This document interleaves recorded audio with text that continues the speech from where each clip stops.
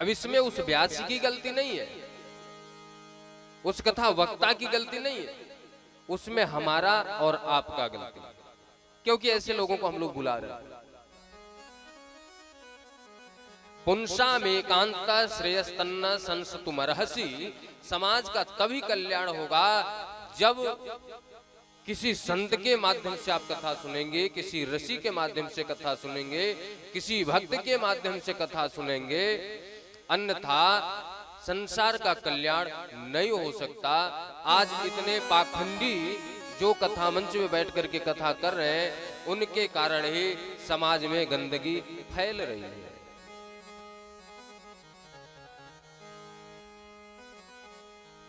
कोई पाखंडी व्यास है, उसके यहाँ आप गए, महाराज जी के यहाँ बड़ा अच्छा एसी कूलर लगा हुआ है, बहुत बड़ी बिल्डिंग बनी हुई है, वो एक बाबा है जो चटनी खिलाते हैं, जानते हो आप लोग।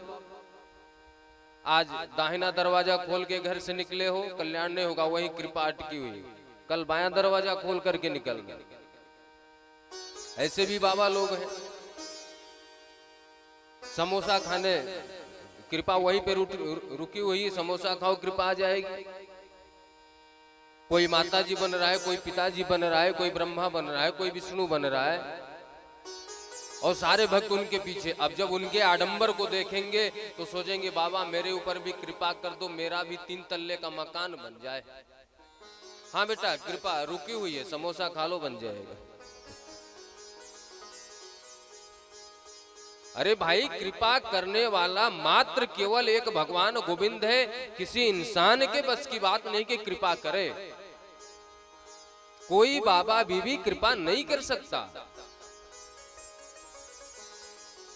जो संत होते हैं, आप देखना आप प्रैक्टिकल करना, किसी संत महापुरुष के सामने जाना, यदि आप उसको हाथ जोड़ रहे हो तो वह ऐसे नहीं करेगा, अपितु वो भी हाथ जोड़ करके आपको प्रणाम करेगा। जो तुम हो सो मैं हूं, जो मैं हूं सो तुम हो। अलग हम लोगों से मात्र एक है, और कृपा करने वाला वही एक है। कोई संसार का व्यक्ति ये बोले कि मैं कृपा कर दूंगा, ये हो जाएगा, जाओ मैंने कृपा कर दिया तुम्हारा ये हो जाएगा, ये सब बकवास है। इसलिए कहा गया कि सारे देवताओं की भी पूजा करो आप, लेकिन प्रार्थना उनसे यही करो कि गोविंद आपके चरणों की भक्ति मिल जाए। हम लोग बाजार में जाते हैं, सामान खरीदते हैं, काजू के दुकान पे गए काजू ले लिया, संतरे के दुकान पे गए संतरा ले लिया, सेव अलग दुकान पे, केला अलग दुकान पे, खाने पीने की सामान अलग दुकान पे, पूरे बाजार में घूमना पड़ता है। यदि सारे वस्तु एक ही दुकान पे मिल जाए तो फायदा होगा ना।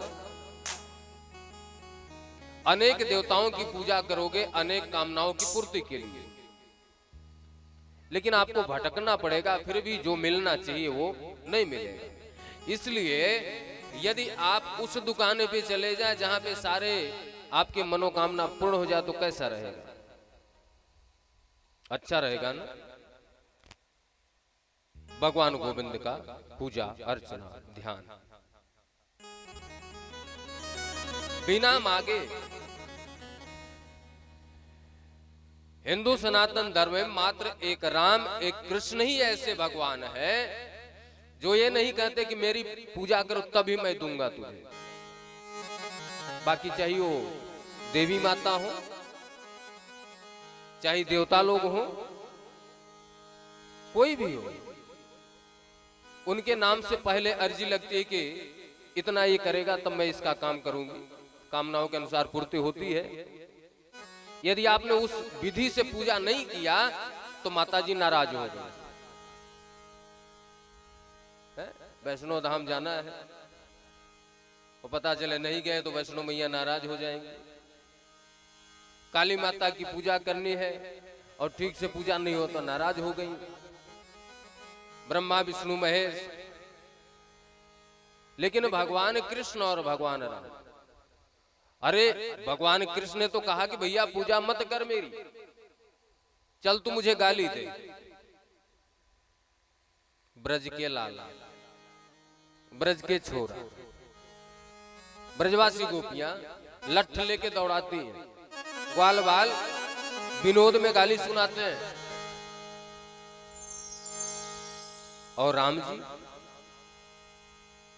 जिस रावण ने माता जानकी को ले गया, उस रावण को कहां नरक में भेजना चाहिए ना, राम के शत्रु हैं। लेकिन राम जी ने रावण को कहां भेजा? जहां पे उनके पिता दशरथ जी गए हुए साकेत धाम में। राम जी से पूछा गया, ये बताइए आप प्रसन्न होकर के अपने धाम में भक्त को भेजते हैं या नाराज होकर के?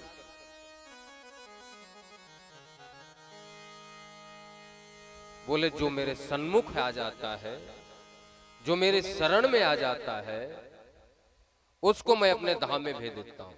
फिर मैं नहीं देखता कि वह मेरा शत्रु है या मित्र है। रावण को भी, पूतना मौसी को भी साकेत धाम में भेजते। ऐसो को उदार जगमाही, बिनु सेवा जो द्रवय दीन पर, राम सरिस को।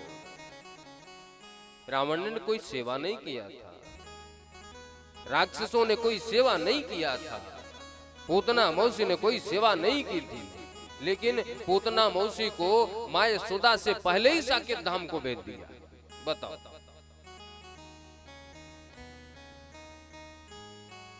ऐसे उदार भगवान, आप कुछ मत चढ़ाओ। अरे बैठ के नाम संकीर्तन तो कर सकते हो भाई। अब नाम संकीर्तन करने में भी यदि आपको मेहनत लग रही हो, कुछ लोग ऐसे होते हैं।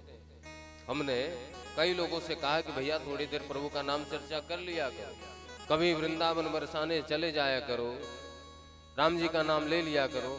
अरे महाराज जी, समय ही नहीं मिलता, सुबह से शाम घर के काम में लगे हुए, समय कम मिलेगा। जब अंत समय आएगा तब, मुख से बोला नहीं जाएगा तब। जन्म जन्म मुनि जतन करा, जन्मे जन्मे मुनि जतन कराही, जन्मे जन्मे मुनि जतन कराही। दया राम कई आवत नाई, तेरा कहीं आवत नाही, अरे तेरा कहीं आवत नाही, अंतराम कहीं आवत नाही, अंतराम कहीं आवत नाही। जन्मे जन्मे मुनि जतन कराही, जन्मे जन्मे मुनि जतन कराही, जन्मे जन्मे मुनि जतन कराही। इसलिए कल का इंतजार मत करो, आज से अभी से भगवान गोविंद की प्रार्थना करो। सुखदेव जी महाराज जन्म लेते ही भगवान के भजन के लिए निकल लिए, तो हम लोग तो जन्म लेकर के इतने बड़े हो गए, अब तो भगवान के भजन में आ जाओ। 33 कोटि देवता है, भगवान के 24 अवतार हैं। सनत कुमार, बाराह, नारद, नर नारायण, कपिल, दत्तात्रेय, यज्ञ रूप, ऋषभदेव, पृथु, मत्स्य, कच्छप, धन्वंतरी, मोहिनी, नरसिंह रूप, वामन रूप, परशुराम,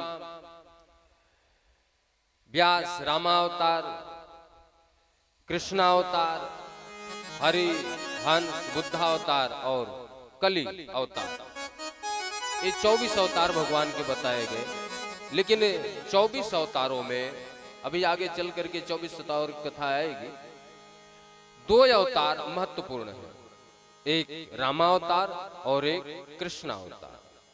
राम जी ने बताया कि यदि अपने जीवन में सुख शांति चाहते हो तो त्याग और वैराग्य को लेकर के चलना सीखो।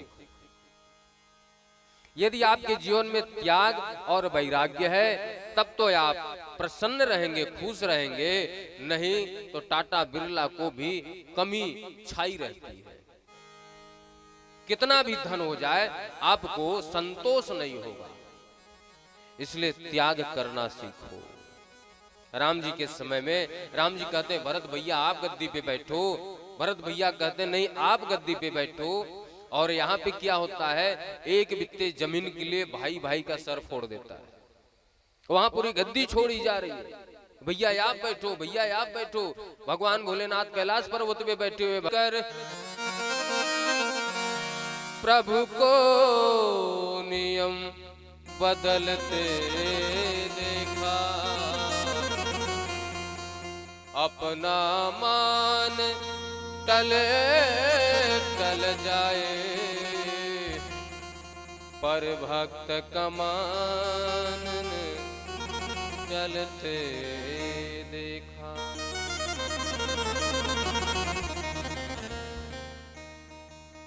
कन्हैया ने बंसी बजा जय सुन ही अघाही, रस विशेष जाना ते जाहि। इतनी बार कथा सुने, इतने बार किए, लेकिन उनको संतोष नहीं है। एक बार आपके जीवन में खाने की भूख समाप्त हो जाए, पीने की प्यास समाप्त हो जाए, जीने की इच्छा समाप्त हो जाए,